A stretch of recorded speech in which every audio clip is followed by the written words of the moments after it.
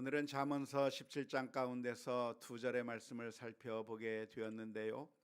먼저 잠언서 17장 3절 말씀을 보면 도가니는 은을, 풀무는 금을 연단하거니와 여호와는 마음을 연단하시느니라 라고 말씀하고 있습니다. 풀무에 금을 연단하고 그리고 도가니에는 은을 연단한다고 했는데 도가니하고 풀무가 다른 건가요? 같은 것인가요? 같습니까? 서로 다른 겁니까? 같은 거예요.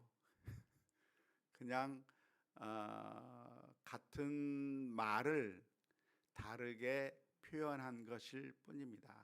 풀무나 도가니나 용광로나 이 모든 것들이 다 똑같은 것을 표현하는 것이라고 할 수가 있겠는데요.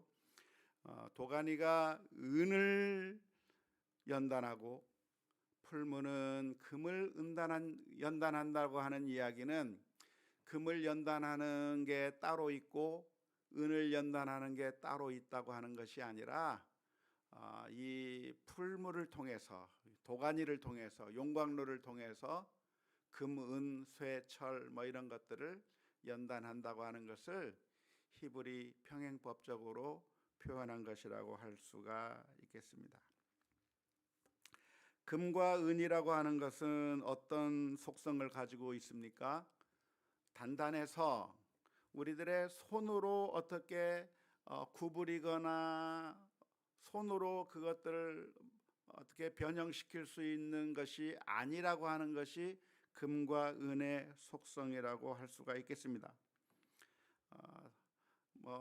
떡이야 손으로 만질 수가 있겠고, 진흙이야 손으로 만져서 빚을 수 있겠고 그렇게 하겠지만 금, 은과 같은 것들, 쇠, 구리와 같은 이런 금속은 사람이 손으로 어떻게 해서 그것을 변형시키거나 단련시키거나 재련할 수 있는 것이 아니기 때문에 할 수 없이 불의 힘을 빌어야만 그 금, 은, 구리, 쇠 이런 것들은 우리가 다 다룰 수가 있게 되는 것이죠. 재련할 수가 있게 되는 것이죠.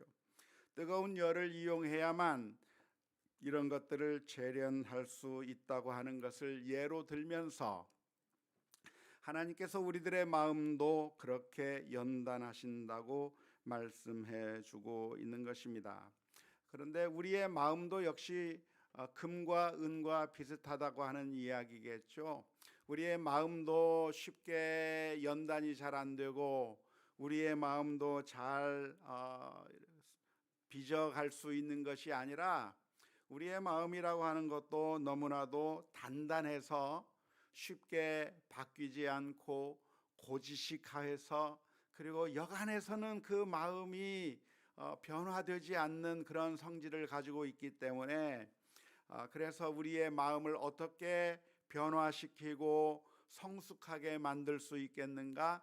하나님께서 연단하셔서 우리들의 마음을 성장시킨다고 하는 게 오늘 잠언서에서 알려주고 있는 말씀입니다. 우리들의 마음이라고 하는 것이 너무나도 보수적이고 고지식하고 그래서 발전이나 성숙하기보다는 우리들이 항상 그 자리에 있으려고 하는 늘 하던 방식대로만 살려고 하는 그런 마음들이 우리들에게 있는데 우리의 마음을 어떻게 발전시킬 수 있는가, 성숙하게 만들 수 있겠는가? 하나님께서 우리의 마음을 연단하셔서 그래서 우리가 더 나은 상태로 더 좋은 성숙의 길로 갈 수 있도록 만들어 주시는 거라고 오늘 잠언서에서 말씀해 주고 있습니다. 마치 원석과 같은 것이죠. 원석이라고 하는 것은 가치는 있지만 아직 그것을 잘 단련하지 않은 상태에서는, 그것을 잘 가공하지 않은 상태에서는 그 원석 그 자체로서 큰 가치가 없는 것입니다. 그 원석만 가지고는 실제 우리들의 삶 가운데 쓸 수 있는 부분이 별로 없는 겁니다. 하지만 그 원석을 가져다가 잘 단련시키고 재련하고 그것을 잘 가다듬게 되면 보석과 같이 금과 은처럼 그렇게 잘 다룰 수만 있다고 한다면 그것이 아주 소중한 가치가 있는 것으로 변화되는 것처럼 우리들의 마음이라고 하는 것도 그냥 가만 내버려 두면 참 퉁명스럽기도 하고, 그리고 우리들의 마음이 완고하기도 하고 하나님의 말씀대로 순종하지 않으려고 하는 그런 마음들이 우리들에게 있는데, 그러한 우리들의 마음을 하나님께서 이렇게 잘 재련하셔서 단련시켜서 그래서 우리로 하여금 성숙하게 만들어 주신다고 하는 것을 우리가 기억할 수 있는 것입니다. 우리는 어떻게 성숙해져 나갈 수 있겠는가? 우리의 마음은 어떻게 성장해 나갈 수 있겠는가? 이 금과 은이 불이라고 하는 그 뜨거운 맛을 통해서, 뜨거운 것을 통해서 금과 은이 재련이 되는 것과 마찬가지로 우리들의 마음, 우리들의 인격, 우리들의 삶은 어떻게 더 나은 단계로 올라가게 될까요? 어떻게 우리의 마음은 더 성장할 수 있게 될까요? 우리들의 마음을 더 성장하도록 만드는 그 도구가 무엇이겠습니까? 시련인 거죠. 시련과 고통을 하나님께서 주셔서, 그래서 우리를 단련시키고 우리를 훈련시켜서 마치 금과 은이 불 속에 들어가게 되면 그 불 속에서 녹기도 하고 그 불 속에서 불순물이 걸러지기도 하면서 그래서 아주 좋은 금과 은으로 그렇게 재탄생하게 되는 것처럼, 우리도 고난의 과정이라고 하는 불을 통과하게 되면, 우리가 어려움의 과정이라고 하는 그 과정을 통과하게 되면 우리들의 마음이 연단을 받게 되어서 그래서 성숙해져 나갈 수 있다, 우리가 성장해 갈 수 있다고 하는 게 오늘 잠언서의 가르침입니다. 그런 예를 아주 잘 보여주는 것이 욥의 경우라고 할 수가 있겠습니다. 우리가 잘 아는 욥기의 말씀을 보면 동방의 의인이라고 했던 욥은 어느 날 아주 엄청난 고난을 경험하게 됐습니다. 하루아침에 가지고 있는 재산이 다 없어지고 말았습니다. 하루아침에 자기의 아들, 딸들이 다 죽는 그런 비참한 일을 경험하게 된 것이죠.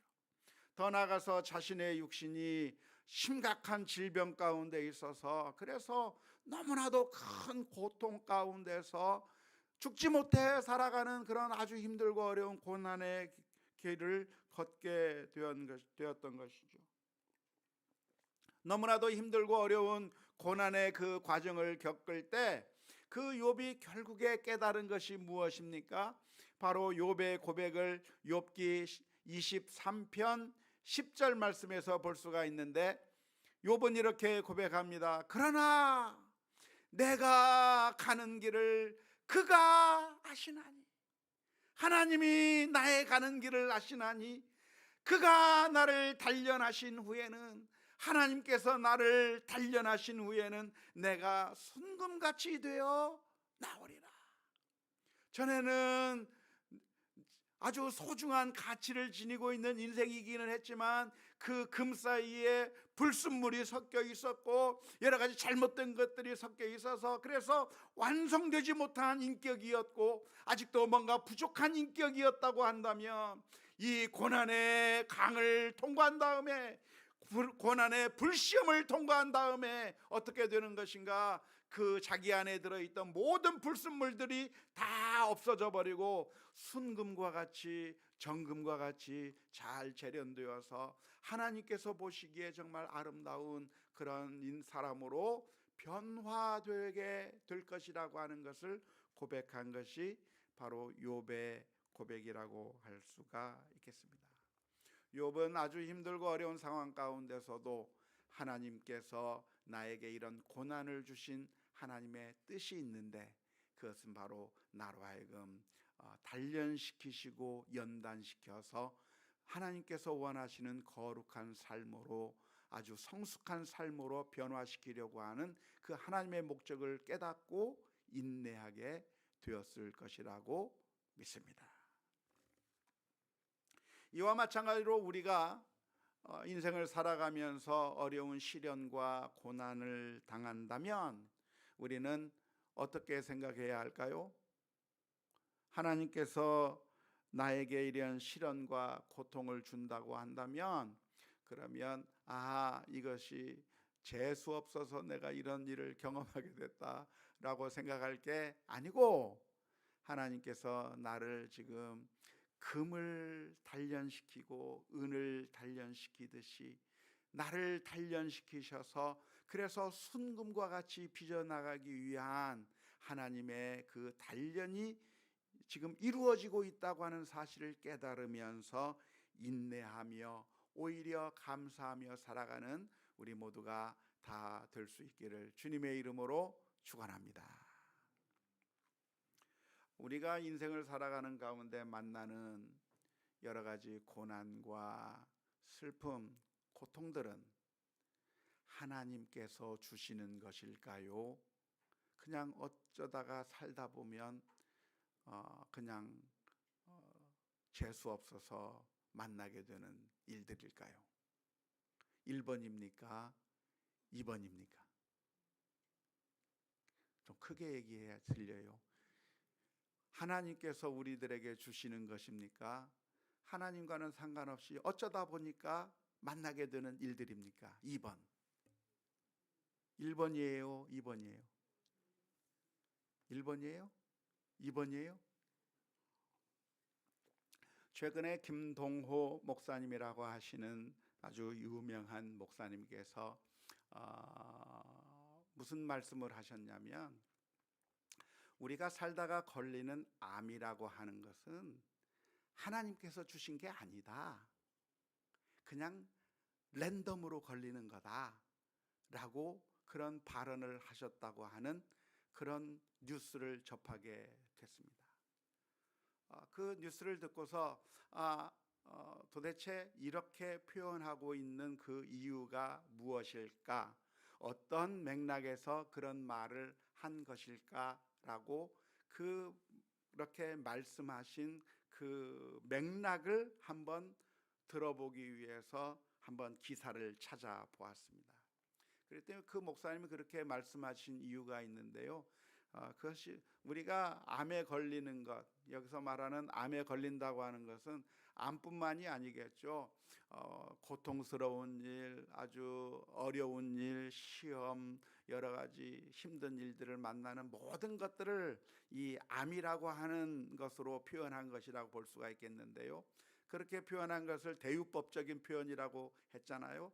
그렇게 표현한 것일 텐데 이러한 것들을 걸리는 것이 하나님께서 우리에게 주신 것이 아니라 그냥 랜덤으로 걸리는 거다.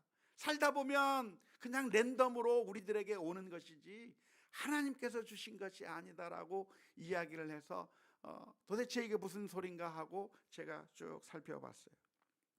그랬더니 그 말의 의미는 어떤 의미냐면은 우리 크리스천들이 종종 어떤 생각을 하냐면 우리가 살아가면서 만나는 고난과 아픔, 슬픔, 여러 가지 암 이런 것들을 이건 하나님의 심판 때문이야. 우리가 죄를 지었기 때문에 하나님께서 그 죄에 대해서 심판하시려고 주는 거야. 만일 누군가 길을 가다가 교통사고를 당했다고 한다면 하나님께서 그 사람을 심판해서 그런 거야. 만일 어떤 사람이 죽임을 당했다고 한다면, 만일 어떤 사람이 큰 어려운 일을 당했다고 한다면 그것은 하나님께서 심판을 내리신 것이라고 하는 그런 사람들의 생각이 잘못된 것이며, 그렇게 하나님께서 일일이 모든 죄에 대한 대응으로 심판하고 계시다, 모든 것들이 다 하나님의 심판이라고 하는 것으로 이해하려고 하는 그런 크리스찬들의 일반적인 생각이 잘못되었다라고 하는 것을 강조하기 위해서, 그게 아니라 살다 보면 걸릴 수도 있고 안 걸릴 수도 있고 라고 이야기를 한 것으로 표현한 것을 알게 됐습니다.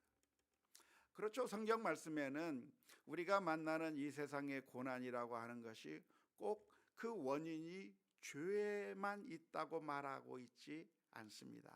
어떤 경우에는 죄 때문에 하나님께서 심판하시기 위해서 고통을 주실 때도 있지만, 그렇지 않은 경우도 있고, 욥과 같은 경우에서 보는 것처럼 죄와는 아무런 상관이 없이 연단시키기 위해서 그렇게 주는 경우도 있고 하기 때문에, 그렇게 어떤 어려움을 겪고 고통을 당한다고 한다면, 암에 걸린다면 그건 네가 무엇인가 잘못한 게 있을 거야. 그것은 네가 무언가 하나님 앞에 잘못한 것이 있을 것이니까 그걸 회개하라고 했던 그런 욥의 새 친구와 같은 그런 주장들이 잘못된 것이라고 하는 것을 말하기 위해서 김동호 목사님께서 그게 아니라 살다 보면 암에 걸릴 수도 있는 것이고 안 걸릴 수도 있는 것이고, 랜덤으로 그냥 어쩌다 보면 그렇게 걸리는 것이지 모든 게 다 하나님의 심판이라고 그렇게 보아서는 안 된다는 의미에서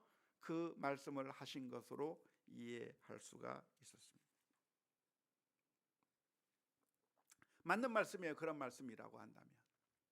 그럼에도 불구하고 우리가 기억해야 될 것이 있다고 한다면, 이 세상에서 일어나는 모든 것들이 우연이 아니라 하나님의 통치 아래 있다고 하는 것 또한 인정해야 합니다. 한편으로는 김동호 목사님 말씀처럼 그렇게 우리가 함부로 어떤 죄 때문에 그런 일들을 겪는다고 그렇게 함부로 판단할 것도 아니지만, 동시에 모든 것들이 하나님의 섭리 가운데서 일어나는 것이라고 하는 사실을 인정해야 하는 것이 성경적인 관점이라고 할 수가 있겠습니다.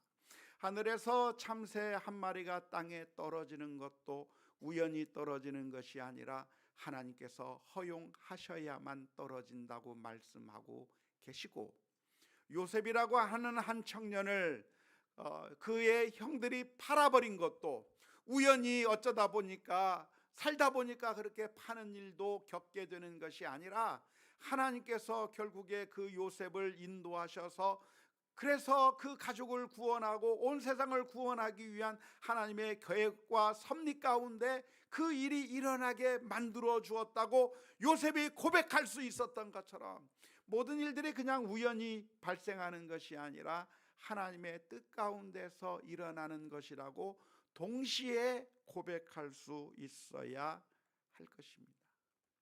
따라서 우리가 어떤 어려움과 시련과 고통을 당한다고 한다면 불평과 좌절하거나 절망할 것이 아니라 이것이 하나님께서 나로 하여금 더욱더 훈련받고, 그래서 이 과정을 통과하면서 영적으로 성숙하기를 바라는, 하나님께서 나의 마음을 연단하시는 도구로 사용하고 있다고 하는 사실을 믿음으로 고백해야 될 줄로 믿습니다.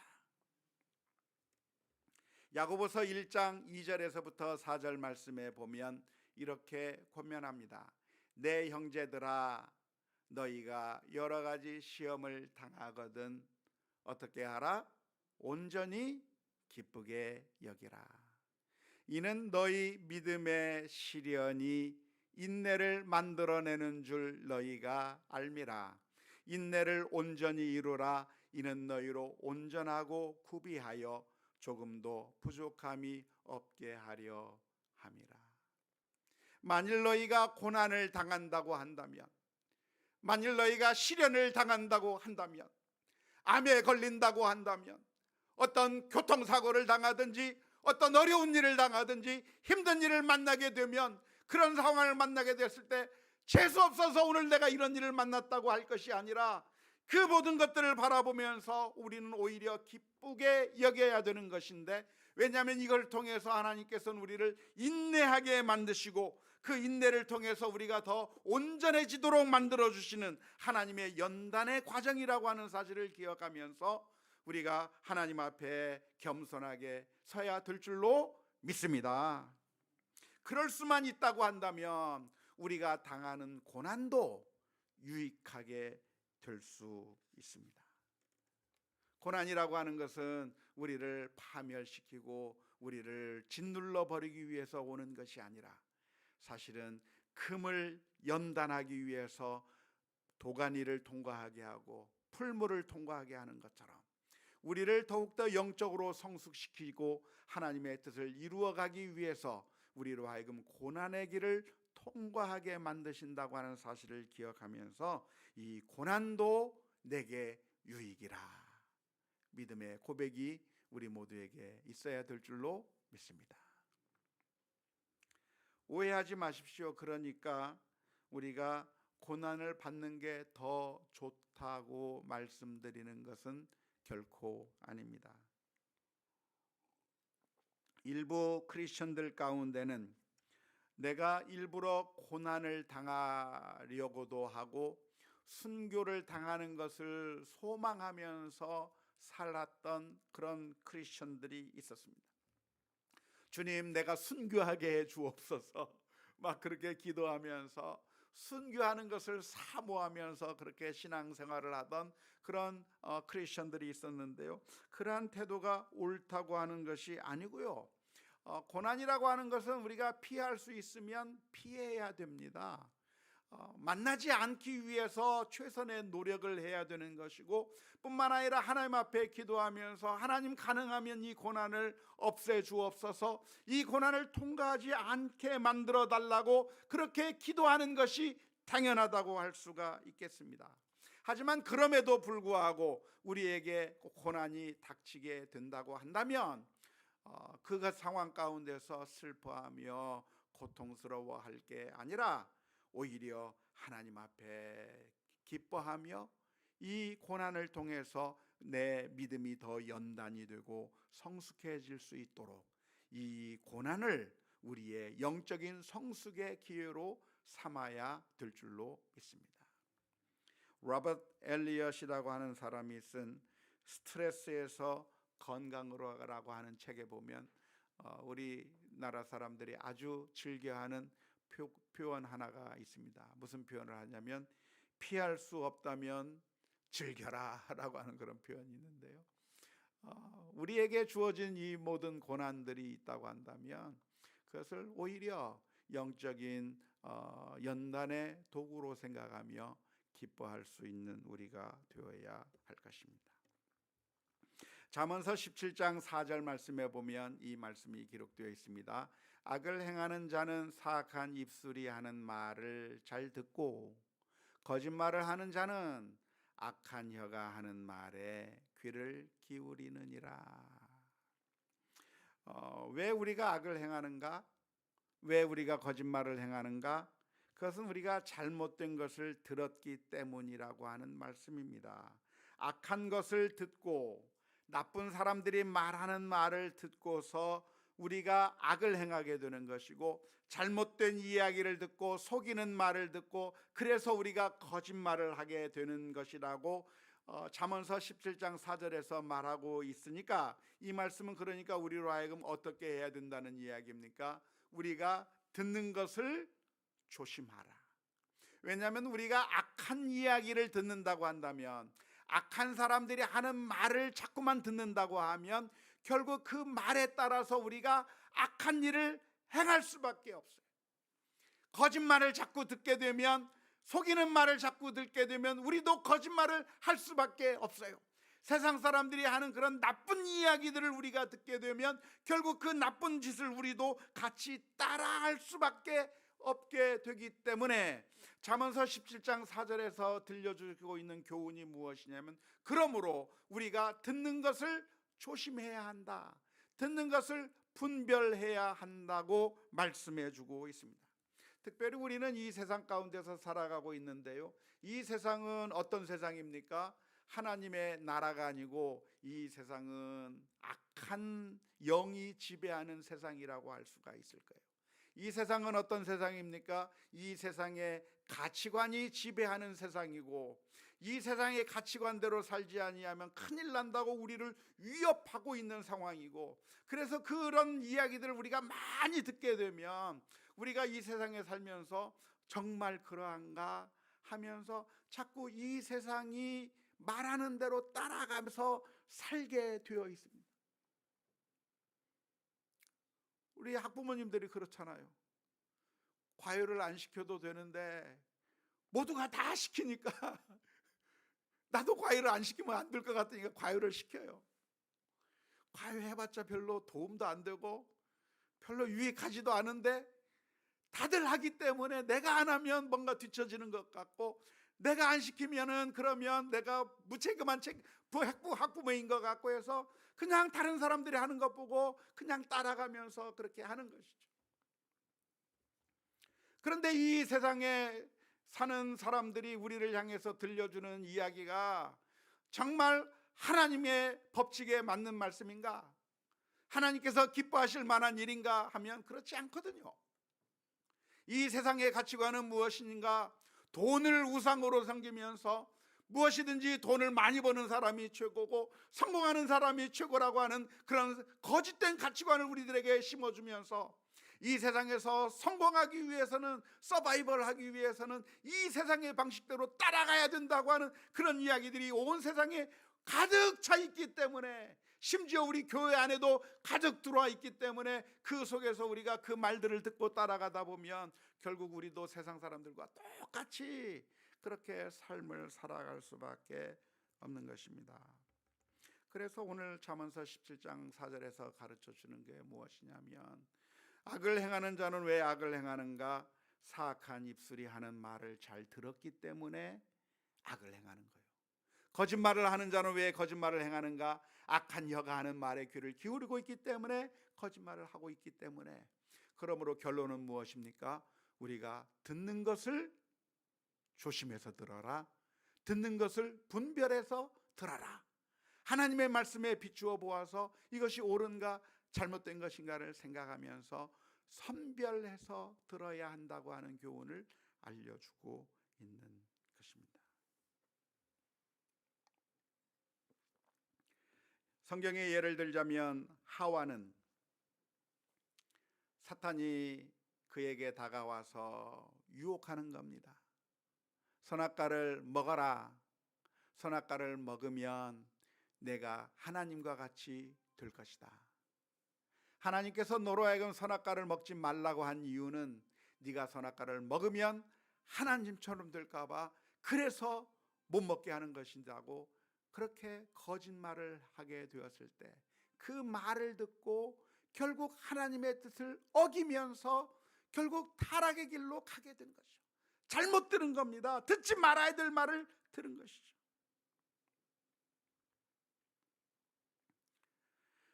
사울 왕의 경우도 마찬가지였죠. 사울 왕은 다윗을 죽이기 위해서 혈안이 되어 있었습니다. 다윗을 죽이기 위해서 군대를 끌고 다니면서 다윗을 죽이기 위해서 온갖 노력을 다했는데, 한 번은 다윗을 죽이기 위해서 갔다가 오히려 다윗이 사울을 죽일 수 있는 기회가 주어져 있을 때 오히려 다윗은 그 사울을 죽이지 않고 사울을 살려준 후에 나중에 그 사울 왕을 향해서 외치고 있었습니다. 그게 사무엘상 24장 9절 말씀에 이렇게 외치는 것이죠. 다윗이 사울에게 이르되 보소서, 다윗이 왕을 해하려 한다고 하는 사람들의 말을 왕은 어찌하여 들으시나이까? 내가 왕의 신하요, 왕과 함께 내가 이스라엘 민족을 위해서 열심히 일할 수 있고, 내가 국민의 한 사람으로서 왕을 위해서 충성을 다할 수 있는, 왕에게 유익이 될 수 있는 다윗인데 사울 주변에 있는 사람들이 무슨 이야기를 하는 겁니까? 저 다윗을 살려두면 큰일 납니다. 저 다윗이 결국 차지할 건 왕의 자리를 빼앗을 겁니다. 다윗을 살려두면 결국 왕의 자리가 위태해질 겁니다. 그러니까 빨리 이 다윗을 죽여버려야 된다고 하는 그런 이야기들을 사울이 들었다는 거예요. 실제로 그런 이야기를 한 신하가 있었는지 없었는지는 모르겠습니다. 그러나 사탄이 그 사울의 말에, 사울의 마음 가운데 그런 이야기를 들려주었던, 아니면 사람들의 말을 통해서 사울이 그런 말을 듣게 되었던, 사울은 무슨 말을 들었는가?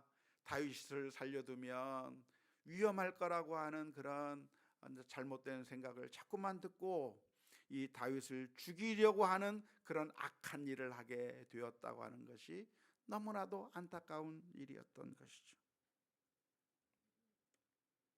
뿐만 아니라 솔로몬의 아들 르호보암은 솔로몬이 죽고 난 다음에 왕위에 오르게 되었을 때 백성들이 르호보암 왕에게 나와서 간청하기 시작했습니다. 왕이시여, 솔로몬께서 통치하던 시절에는 너무나도 많은 노역을 시켜서 우리가 너무나도 힘들었습니다.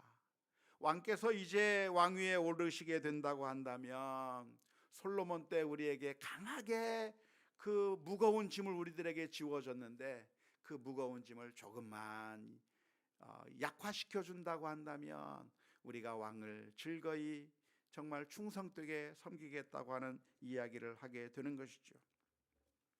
그런데 그때 르호보암은 두 종류의 사람들의 말을 듣습니다. 솔로몬 왕과 함께했던 신하들에게 가서 물어보니까 그 신하들은 말하기를, 왕이시여, 백성들을 섬기는 왕이 되십시오. 좋은 말로 대답하십시오. 백성들의 요구를 들어주시라고 그렇게 선한 대답을 해 주었습니다. 하지만 그 르호보암이 자기와 함께 자랐던 친구들에게 가서 물어본 거예요. 친구들아, 내가 이 백성들에게 어떻게 대답하면 좋겠는가? 그때 그 친구들이 이야기합니다. 이 백성들에게 조금이라도 숨 쉴 기회를 준다고 한다면 왕을 물러볼 거 아닙니까? 그러니까 아버지보다 더 강하게 억압은 통치를 하겠다고 그렇게 선포하고 함부로 까불지 못하게 본때를 한번 보여주세요. 그렇게 제안하는 그 친구들의 잘못된 말에 귀를 기울이었다가 결국 잘못된 대답을 하게 되고 결국 이스라엘 나라가 둘로 나누어지게 되는 안타까운 결과를 가지게 된 것이죠. 우리가 어떻게 하면 하나님께서 원하시는 바른 삶을 살 수 있을 것인가? 그것은 우리가 듣는 것을 분별해서 삼가서 바른 말씀을 들어야 될 줄로 믿습니다. 하나님께서 원하시는 그런 말씀을 들어야 될 줄로 믿습니다. 어떻게 분별할 수 있을까요? 분별할 수 있는 방법은 무엇이 좋은 말인가, 무엇이 나쁜 말인가를 어떻게 구분할 수 있습니까? 나쁜 말이 어떤 말인가를 배울 필요는 없고요. 좋은 말이 무엇인가를 배우면 되는 겁니다. 위조 지폐가 어떻게 생겼는가를 공부할 게 아니고 진짜 지폐가 어떻게 생겼는가를 알면 그 어떤 종류의 위조 지폐가 나와도 분별할 수 있는 것처럼 하나님의 말씀에 귀를 기울이게 될 때 우리는 바른 길로 갈 수가 있는 것입니다. 시편 1편 1절에서부터 2절 말씀에 복 있는 사람은 악인들의 꾀를 따르지 아니하며 죄인들의 길에 서지 아니하며 오만한 자들의 자리에 앉지 아니하고 오직 여호와의 율법을 즐거워하여 그의 율법을 주야로 묵상하는 자로다. 하나님의 말씀을 깊이 묵상하는 가운데 하나님께서 원하시는 것이 무엇인지를 깊이 깨닫고 묵상하면서 우리들의 마음 가운데 새기고, 그래서 그 하나님의 말씀에 따라 이 세상의 모든 소리들을 다 분별해내는 영적인 분별력들이 있게 해 주옵소서.